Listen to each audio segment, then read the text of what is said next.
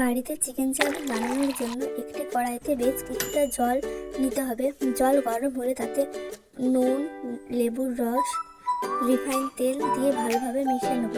জল গরম হয়ে গেছে, এবারে আমি 4 প্যাকেট চাউমিন দিয়ে দিয়েছি।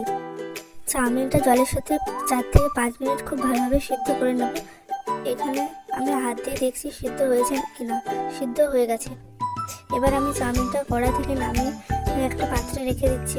চাউমিনটা নামানোর আগে পাত্রটিতে আমি 2 চামচ রিফাইন তেল মাখিয়ে রেখেছিলাম।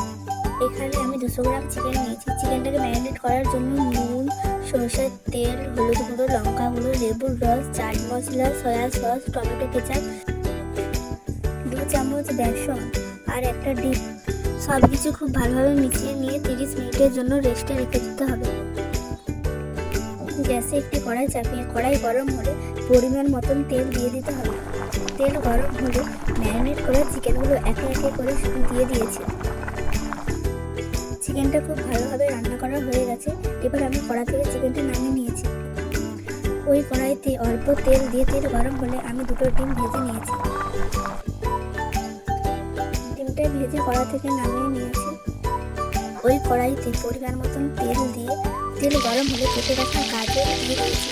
গাজর হালকা ভাজাবার পর কেটে রাখা কাঁচা লঙ্কা ও পেঁয়াজ দিয়ে দিয়েছি। এরপর কেটে রাখা আলুগুলো দিয়ে দিয়েছি।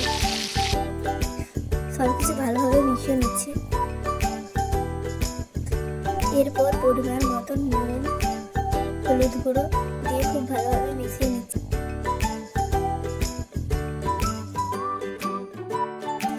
এরপর আগের থেকে হাফ সিদ্ধ করে রাখা বিনসগুলোকে দিয়ে দিচ্ছি। খুব ভালোভাবে সব কিছু ভেজে নিচ্ছি। ভেজে নেওয়ার পর কেটে রাখা পেঁয়াজ দিয়ে আরও খুব ভালোভাবে ভেজে নিচ্ছি। আলু গাজর ভাজাটা হয়ে গেছে। এবার আমি এটি কড়াই থেকে নামিয়ে নিচ্ছি। এরপর ওই আলু ভাজাটার সাথে আগের থেকে সিদ্ধ করে রাখা চাউমিনটা দিয়ে খুব ভালোভাবে মিশিয়ে নিতে হবে।